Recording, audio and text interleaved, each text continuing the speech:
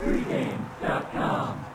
NFL action in the Big Easy finds San Francisco at New Orleans. The Niners lay at 1.5, total 48.5 as we speak. Marco, I'd say the Niners were a little bit focused for that game the last time out against the Chicago Bears. That was a smackdown start to finish. However you looked at it, and it didn't matter, I thought, who the quarterbacks were. Now, I know Kaepernick came in and had this great performance, both with his legs and with his hands. You know what I thought was the most... If you want to see a picture of what Jim Harbaugh can do with a young kid, the week before, and the reason I couldn't play San Francisco, I passed on the game on Monday night. The reason I couldn't get involved with Frisco is I saw Kaepernick come in against the Rams in that tie game. And there were a couple of times late in the game where he could have easily stopped from running and thrown the ball downfield and picked up first downs. And instead, he would panic and run past the line of scrimmage, run out of bounds, get tackled, then punt the ball. And I saw that quite a bit. And I thought, boy, there's no way he gets over this in 6 days or 7 days, but he did. And that just shows you, it's a tribute to how good Harbaugh and his staff are, because Kaepernick came out there and he looked like he'd been playing for 10 years. It could be Kaepernick. It could be Alex Smith. I think the speech, I think that was all planned. I don't think that was off the cuff. I think Harbaugh knew what he was doing by kind of rustling up the fire a little bit there between these two. Well, if it's me, and again, we're taping this on Wednesday, so we don't know. They're still saying, right. Alex Smith is supposed to be cleared on Friday. Mm-hmm. We'll wait and see. But if I'm Coach Harbaugh, I got to go to Alex Smith, and this is why. He's your starter. If you go to Kaepernick and you sit down Alex Smith, you're going to wreck his confidence. And what if Kaepernick bombs? Then you're going to go back to a guy that you just crushed his confidence. Whereas if you go with Alex Smith and he doesn't do well, you got the guy coming off the bench who's full of confidence from his one start on Monday Night Football. I think that's the way he's got to go. In the Saints, yeah, they rolled big last week. The Raiders, and I'll admit I was on the Raiders last week, and it was bad play.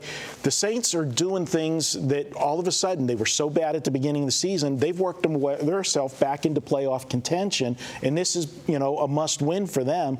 But I just don't see them doing it against a defense like this. The 49ers, the best defense in football, and they hit you, and they hit you hard. I mean, if you saw that Chicago game, go back to a reference from the last video, there was snot flying on Monday night. It was coming from one team. Yeah, and so for me, I got to look at San Francisco. I just don't see the Saints. I don't believe in them. One of the things you said is why I think this was a planned speech. If Kaepernick was able to have that great night, there was a planned speech by Harbaugh, because he's too smart to do what you were saying, what would happen if he did not start Alex Smith, if Alex Smith is healthy.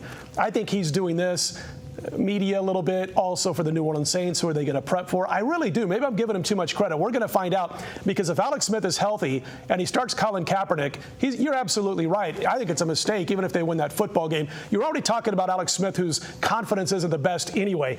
But as far as this type of game, first of all, New Orleans last week, I had them too. Every sharp I knew was on the Oakland Raiders. 82% of the action, the tickets written, were on New Orleans, which meant it was a public against respected money side. I'll just say this before people get too excited about New Orleans. They were outgained by Oakland 404 to 382. If it weren't for turnovers and mistakes, which Oakland does, they probably don't even come close to winning by as many points as they did. In fact, one of their touchdown drives started deep in Oakland territory. So I don't think they get those kind of breaks from the Niners. Yeah, the Niners are a disciplined team. The Saints are one of those teams that have given up 400 yards to everybody they played this year. It is a playoff revenge situation for them. So and they've won 5 out of the last 6 games. So they are playing very well, and they do have one of the biggest home field advantages in the NFL.